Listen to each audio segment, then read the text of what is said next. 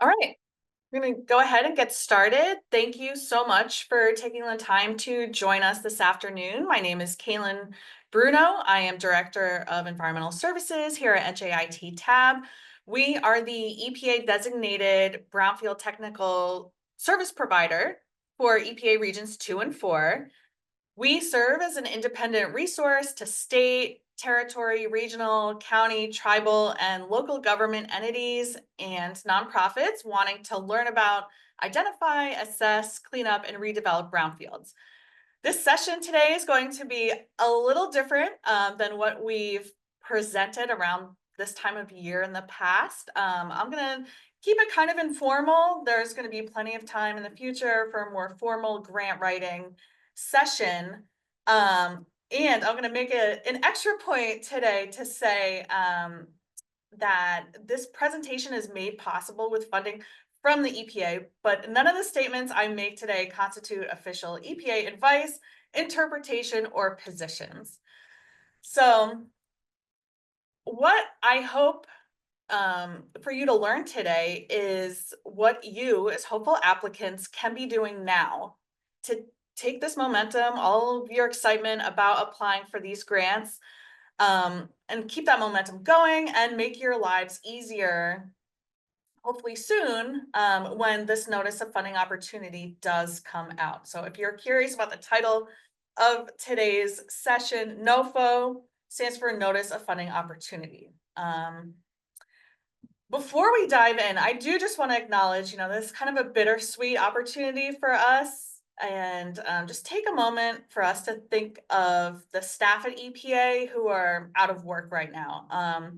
They are passionate and take a lot of pride in this program that we're going to be discussing today. So, let's just send them some good vibes. If you're joining us in the chat, we're thinking of you guys. And yeah, I just want to say that before we jump in. So how can we use this time productively towards your application for FY26? Here is what is being offered this year. This is the last year of the program expansion through the Infrastructure Investment and Jobs Act.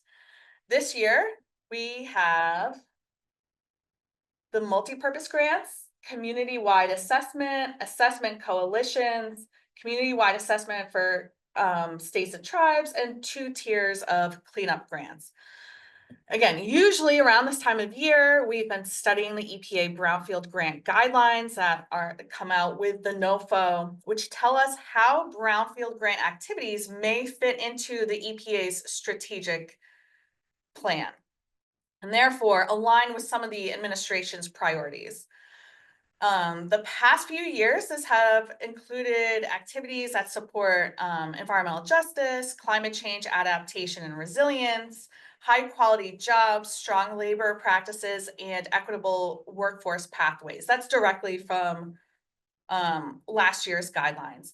So the EPA is currently developing a strategic plan for FY26 through 30, which is expected to include Administrator Zeldin's 5 pillars for the Powering the Great American Comeback Initiative. So these are 1, clean air, land, and water for every American.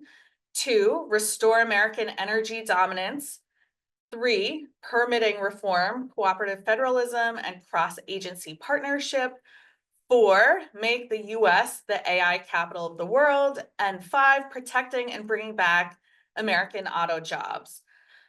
So we'll have to wait and see how these are incorporated into the Brownfield program and the guidelines that are forthcoming. So for the next few minutes, I'm going to level set and give some perspective on the results of last year's competition. I think there are some really interesting insights that I've centered kind of the rest of our discussion around today. I think you'll find them interesting too. So bear with me, I'm going to give you some background. We're going to talk about some numbers here.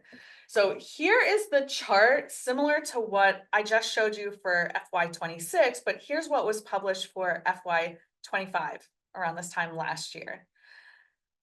You might notice if that the EPA when they release this, they always provide the caveat that the actual award amounts might change. So if you're curious as to what that looks like, here it is on this side. This is what was actually awarded. So some are accurate to what they released, plus or minus one. But assessment grants, they awarded 7 more than anticipated.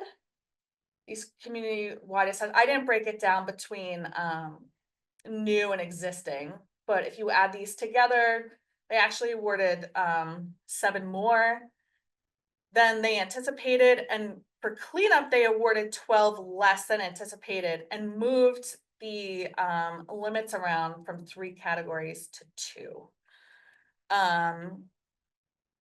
Here on this side too, I also want to give you perspective on how many applications per grant were received and an overall success rate to give you a sense of how competitive each of these are. So if you're a state or tribe or applied for a cleanup grant less than 500,000 or an RLF, your odds were pretty good, right? So 100% if you're a state or tribe.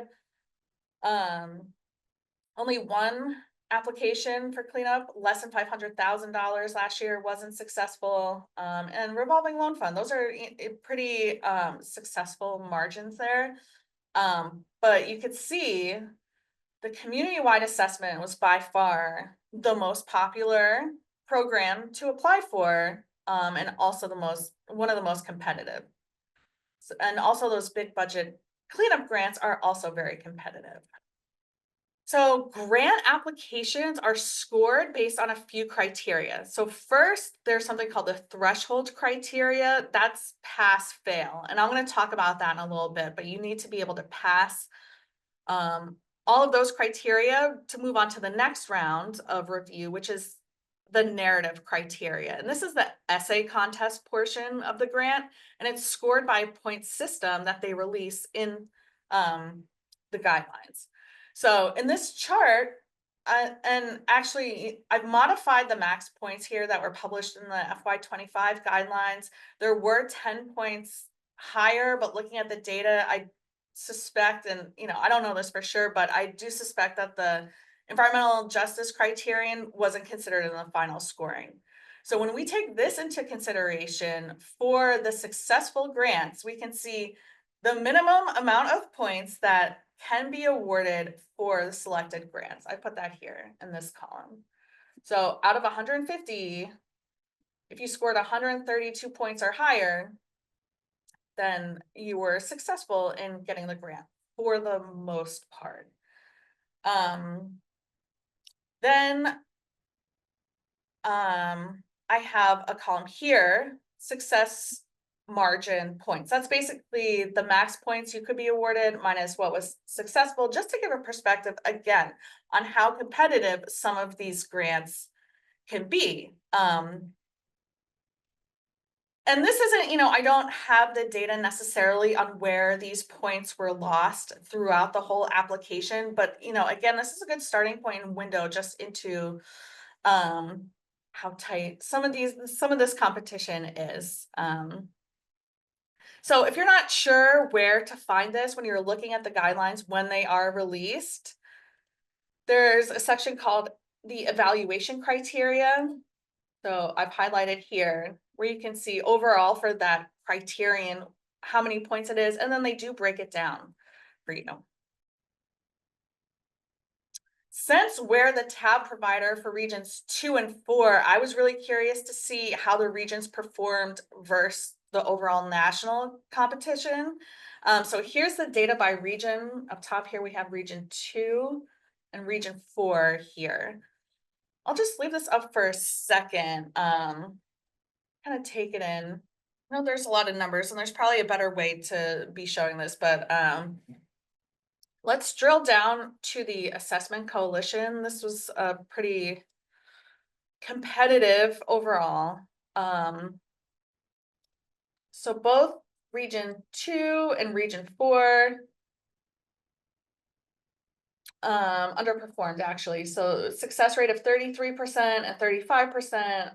Overall, it was more like 50%. But look how tight these margins are. 3 points. And okay, so this is another way to show the data. And look how interesting this gets when you put it on a chart to show the distribution. So think about in school, and the teacher would grade your test on a curve. Traditionally, this looks like a bell curve, where most people will be somewhere in the middle, and then you have like 1 or 2 all-stars that just hit it out of the park and ruin the curve for everybody. But that's not the case here. So this x-axis is showing the score, the y is showing the count of how many applications scored, how many applications for that score, and this red line is showing that success margin. So if you're on the right side of this line, for the most part, you were successful. So look at where the peak of this curve is. It's very far right, representing very high scores. So again, showing you how competitive this grant really is. So I do just want to look at another really competitive one. This is the community-wide assessment, the most popular one, with 230 overall applications. Region 2 actually performed really well in this category, 71% successful. Region 4, not so much, 21%, but still had a lot of applications from Region 4. Also, take a look at the success margin too. In Region 2, it was only 2 points, but in Region 4, it was 3 points. Overall, it was 4. So that, it kind of, I don't necessarily have all the information as to how these points are spread out across the country, and some of the other considerations that come into play when it comes to if a grant was successful or not. This is just purely looking at the narrative, which is, a big part of the application, but not all of it. So again, looking at the distribution, look at this, it's like almost logarithmic, basically. And this basically is just showing that there are a lot of really great applications. And I know that there were a lot of really great applications that didn't get selected. And just, to drive this home again, some of these grants can't lose more than 3 or 4 points out of like 160.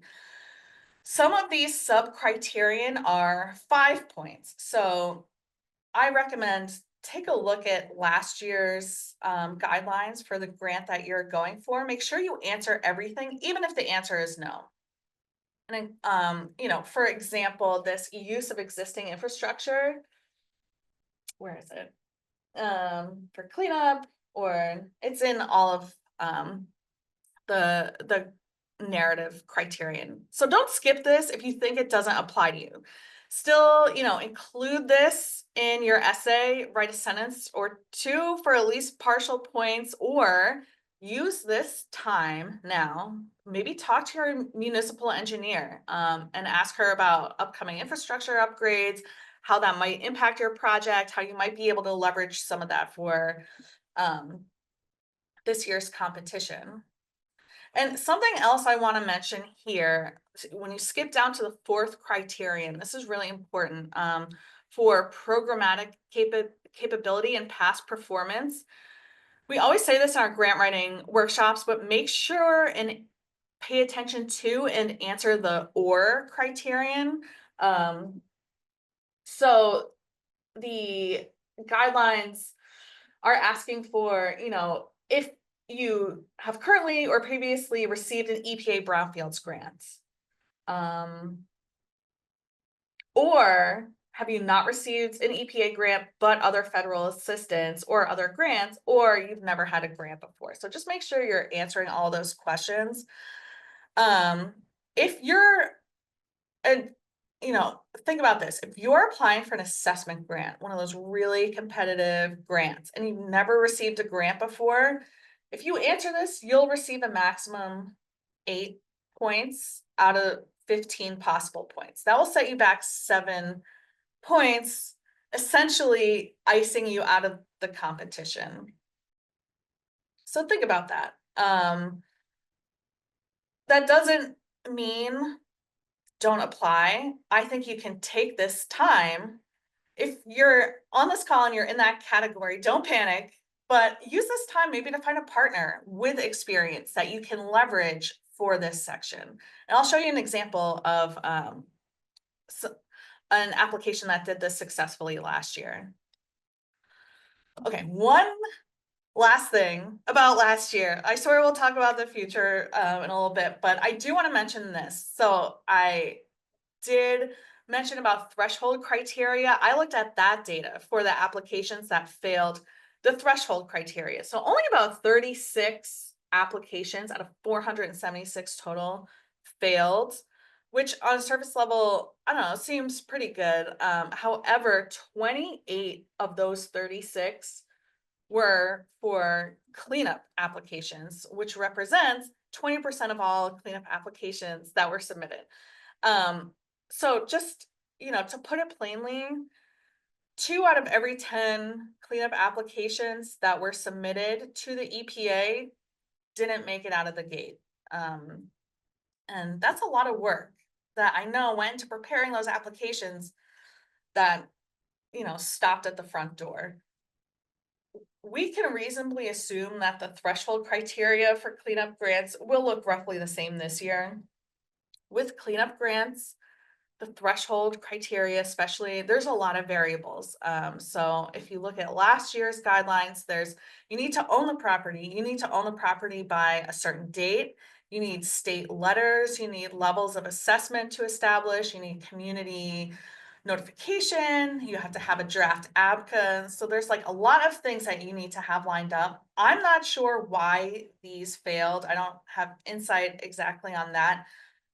I don't know if there was like a common pain point across all of these, but just if you're applying for a cleanup grant, make sure and look at those previous threshold criteria carefully, and make a plan for how you're going to get all that information together. So FY26, what do we know? When the grants were announced a few months ago, it came with some changes that they did announce. First, to the assessment coalition grants, which are previous limitations on entities eligible to lead an assessment coalition grant have been removed. The list of entities eligible to apply for an FY26 assessment coalition grant is the same for both lead and non-lead coalition members. So last year, if you were a nonprofit, if you were a land clearance authority, or a redevelopment agency, something like that, you could not be the lead coalition member, but now you can. The list is the same for lead and non-lead. Another change for threshold for this grants is that target areas must be identified for each coalition member, may not overlap, and must be in at least 3 distinct municipalities or jurisdictions, town, city, or tribe. So you can't have 3 coalition members in the same city. That is a change from last year. This highlighted part is the part that they added. And then this other bullet too, the lead member must have the legal authority to expend grant funds on behalf of the non-lead members to conduct proposed activities. So if the lead member's geographic boundary does not encompass the non-lead member's geographic boundaries, the lead member must identify the relevant laws, ordinances, or other documentation to demonstrate their legal authority to expend grant funds outside their geographic boundary. So if you fall into that category, again, use this time maybe to line up that documentation. If there's like ordinances that need to get changed or resolutions that need to be passed, sort of thing, look into that. Also, they did mention this for cleanup grants for the threshold criterion.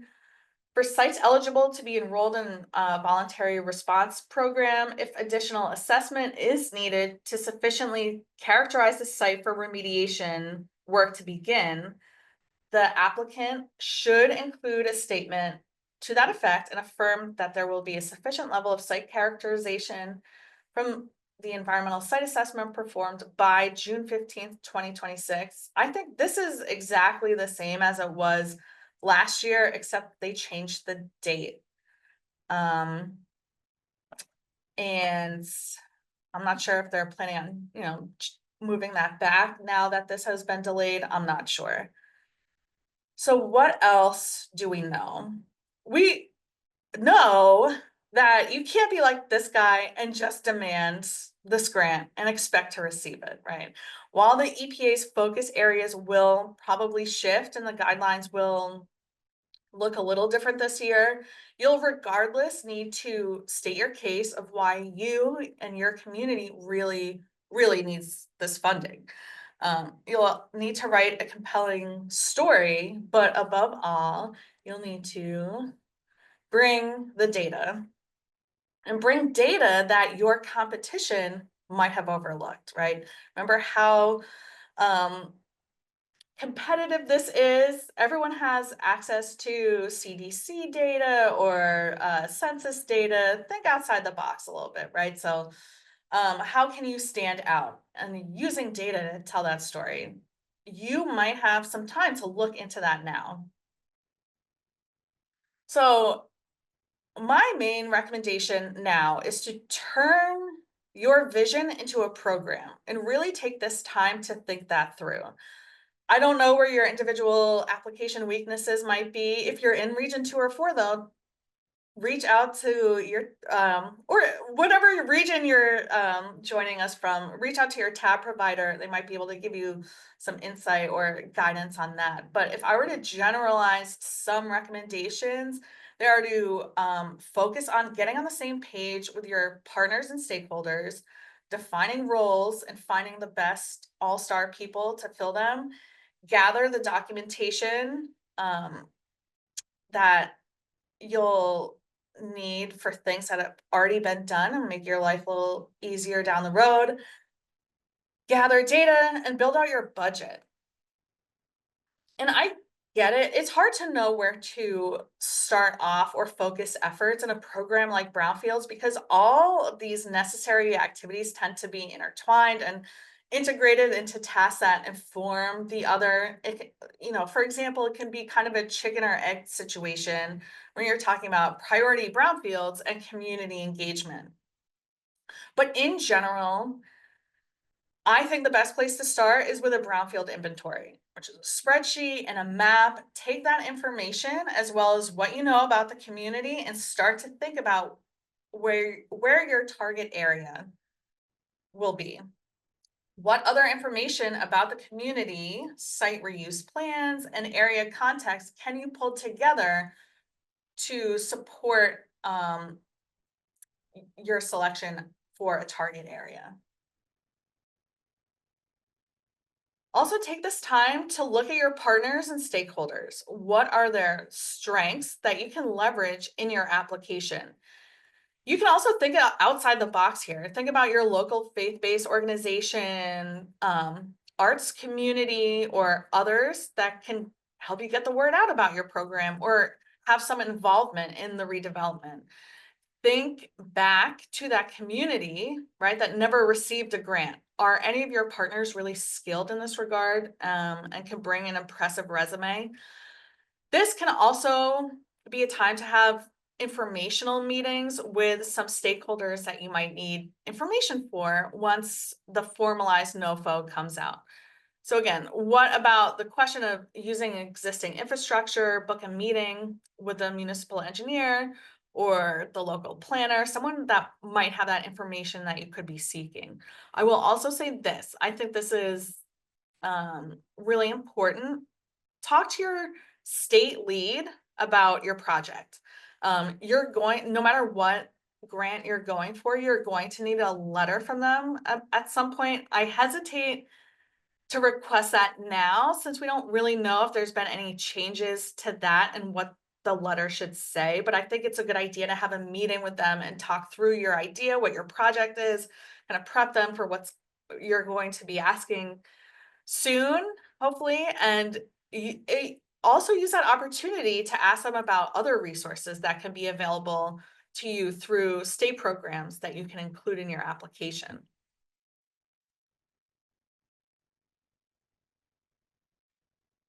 You also want to assemble your team. This is a relatively small part of the grant application itself, but this is really huge in being able to turn your vision into a program. So project roles that you might want to consider are the project manager, a technical expert, financial manager, um, someone who's going to be able to keep track of the budget and the invoices, and a community engagement coordinator. Who are you going to turn for legal advice and questions? And how, think through, how can you put this team together? First, check with your capacity internally. Do you have this expertise in-house? What can your current staff handle? And then maybe look outside, call in the experts, but make sure to follow those federal procurement guidelines. Here's an example of a successful application from last year where they had not received an EPA Brownfields grant in the past, but they've received other grant funding. And you can see these are, relatively small grants that they were successful in getting and complying with grant requirements. However, they also brought on the local planning and development council that has a lot of experience with really big budget grants. So think about that. Think of where you can partner with other entities and organizations to help bolster your capacity. So once you build your team, or along the same lines, or maybe before that, whatever order you want to do this in, think about your vision. Again, you'll need to identify your brownfields and put together that brownfield inventory. I can't stress that activity enough and how helpful that is in really defining what your program can look like and where the opportunities are. Which leads me to this other group of integrated activities, which is you can think about building and refining your program for your target area, and then gathering data and documentation to support the selection of that area. So again, consider that every applicant in this competition is going to have to define an area where there are a few brownfields. Okay, so that's not going to set you apart. What else can you pull together to support that this area is really in need of grant funding? And can that be emphasized in other areas of the grant application? So for example, here is the fictional city of Harbor Shore. That's going to be our geographic area. And the waterfront district is the target area because that's where our priority brownfields are.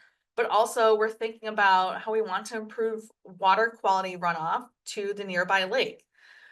We've also identified that this is an area in need of redevelopment in our comprehensive plan. We have committed partners that have capital to build a factory with a green roof. And we've asked the township engineer, and she told us that the infrastructure will be upgraded to support EV charging and so on. So that's how you're building your story and kind of setting your community apart from the others. You might want to, at this point, make a folder on a shared drive or somewhere like that where you can collect reports and documents that you can pull information from. It'll just make your lives easier once the guidelines come out. Think about not just your local and regional comprehensive plans, but are there other plans that are referenced in those comprehensive plans? I know, sometimes you have to dig and it might take some outreach to be able to gain access to them, but use this time to do that. Are there any housing or market studies? Maybe your nonprofit partner, do they have annual reports? I've found so much great information in annual reports like that. Economic development studies, hazard mitigation plans, maybe community health improvement plans. start pulling all that stuff together. This is going to help you establish your community need. It's going to help you just write the application when it comes to the redevelopment, reuse vision. It's going to help with community engagement. And that section where showing that your project aligns with previous planning initiatives. And earlier, I stressed the importance of gathering data to support your application. Usually, we've had to look at census data, looking at sensitive populations. Some of them are listed here on the screen. Also looking at threats to sensitive populations and including higher incidence of disease and adverse health conditions. So your census data, CDC are good sources of data for some of this, but maybe, again, take this time to think outside the box.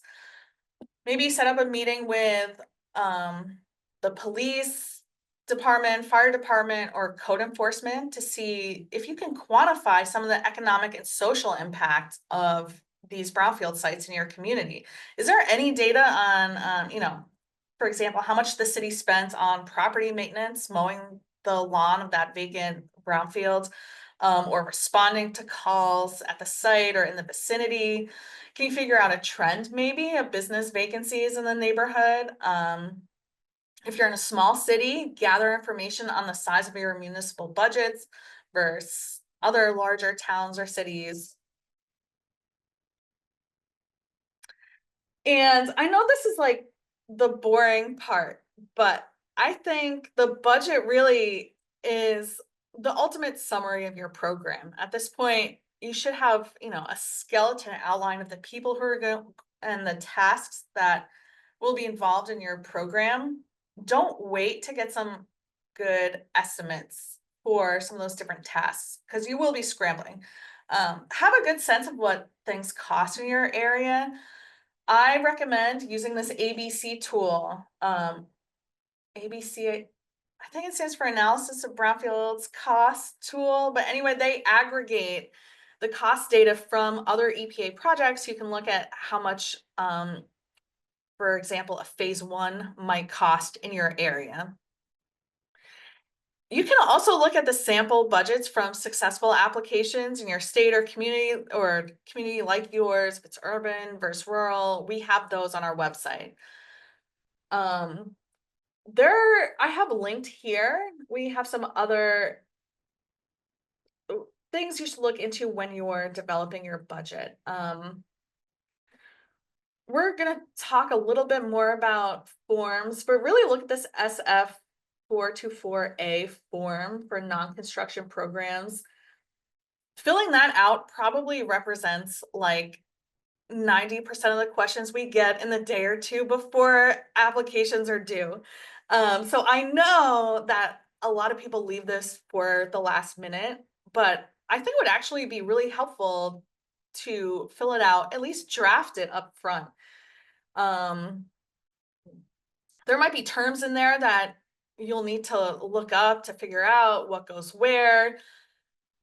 And, for example, do you know what constitutes construction? Do you have any construction costs for your program? What about other or equipment? What's the difference between equipment and supplies? These are all questions we get like the day before it's due. If you have participant support costs, what line does that go on? So take a look at that. The Mid-Atlantic tab does have a budget tool, and they have an online tutorial how to use it that really walks through what each of those mean. And I think it's a really great tool. There's also a direct cost learning module on EPA's website that is really helpful. So I think, you could spend this time checking out some of this stuff. I know it's, not the most exciting stuff to think about, but I think it'll be helpful for you. And again, I know this is boring, but important stuff. These are the administrative tasks that need to be done early. There's a process to make sure that your account is set up so you can actually submit the grant application. And I think a lot of this is automated. I didn't check to see if any of this is shut down due to the government shutdown, but in any case, this needs to be done in a certain order. So you'll sign up for sam.gov, obtain your unique entity identifier, and then use that to submit your application when it's time through grants.gov. And again, like, don't wait until the last minute to submit this. Here's just some more information on what it requires to get a UEI. But when you go to sam.gov, this is kind of what it looks like. There is a checklist, and I recommend taking a look at the checklist and gathering all the stuff you need for this. It's a lot of stuff. You know, for example, you can't just input your address. You're going to need certain documents to provide proof of your address. So that sort of thing. It's not something you wait last minute to do, especially since it takes about 2 weeks after you register on sam.gov to get the UEI. If you already have a UEI, make sure that it's active and your sam.gov account is active, because it will become inactive every year. Here's just a little more information. There's a lot of forms that get submitted along with the threshold criteria, along with your grant essay. So take a look at these. You know, I can't say confidently if they're not going to change or whatever, but at least familiarize yourself with the information that you're going to have to put together for them. Same thing here. I would say the SF424A is probably the most onerous form. Definitely that's not the one that you're going to want to wait until the last minute. And again, I also do just want to reiterate these the state territory letter. I don't know if it's going to change this year, if the requirements of what the letter needs to say, what they want the state to affirm are going to change, but I do just think it's a good idea to talk to your state brownfields leads now, let them know of your intent to apply.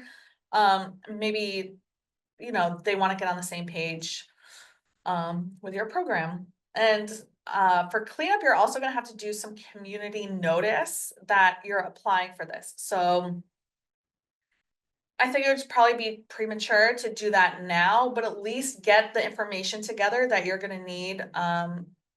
You know, who are you going to contact at the local newspaper for getting that community notice published and out there?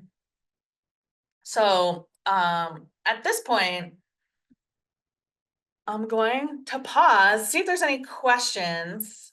Feel free to put them in the chat. And I know I did just cover a lot, and you're probably thinking, Cailyn, that was a lot, and you just mentioned a lot of things, and it's kind of all over the place. So I did put together a checklist for you that Mimi, I don't know if she already dropped it in the chat. If not, will be soon. Yeah, there it is. So you can take a look at that and, you know, start chipping away at some of those things and getting ready for your for the NOFO release. So let me see here. I'll just answer some questions as I see them in the chat. So do you predict the NOFO will be released in 2026?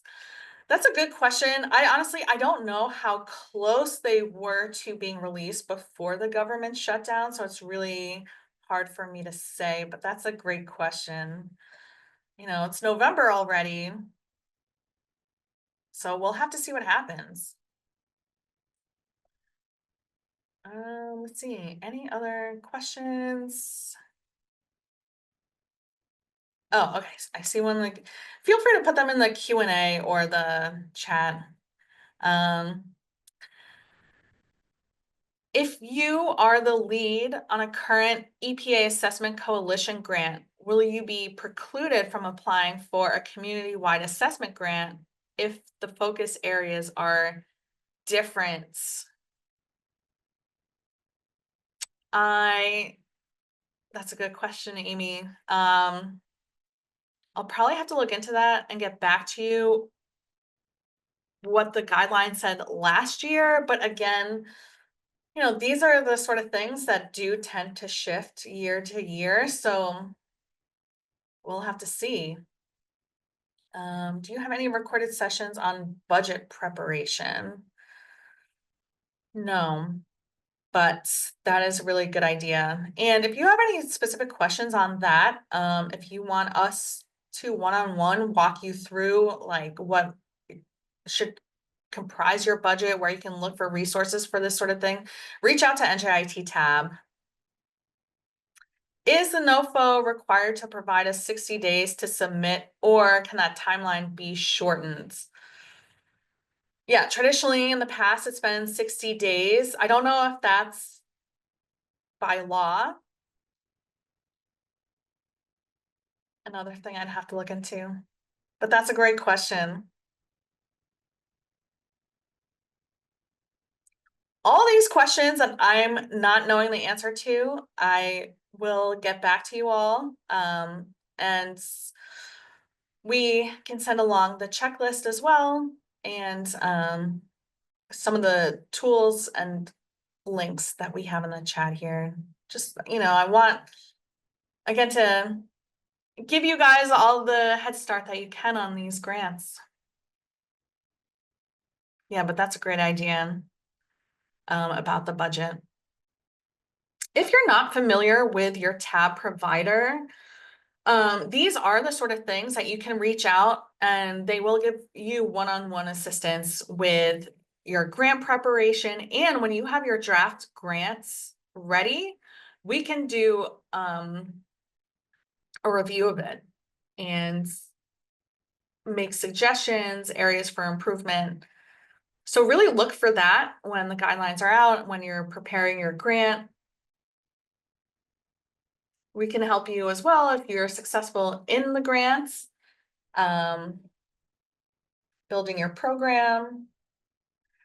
So at this point, we'll see if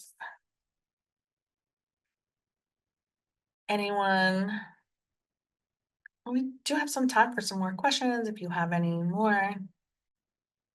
Thank you for joining us. And here's my contact information.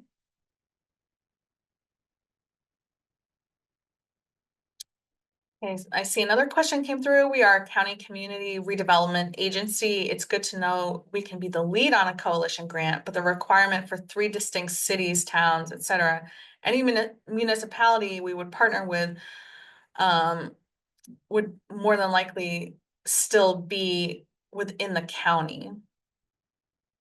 So your target area as the county redevelopment agency doesn't have to be the entire county. You can select a target area within your county. We're a small city applying for a cleanup grant, and most of the roles you listed will be filled by the city manager. We are hiring engineers to handle a lot. We obviously have an attorney. Do we have to have other people to fill the other roles? So not necessarily. Those are just suggestions. And for cleanup grants, it might be a little different than an assessment grant where you're looking at like 25 different properties, that sort of thing. But now's a good time to think about that. So like if you don't have that capacity in-house, what will you want your consultant to pick up in terms of those tasks? And you don't have to have them completely defined by now, but something you'll definitely want to think about. Alrighty, well, thanks again, everyone, for joining us. I hope this was helpful. I hope some of that insight that we provided from last year's competition, it's not meant to discourage you. I want to motivate you to really knock it out of the park this year. So hopefully we can help you do that. Don't be shy. Definitely reach out for help. And again, thank you for joining us.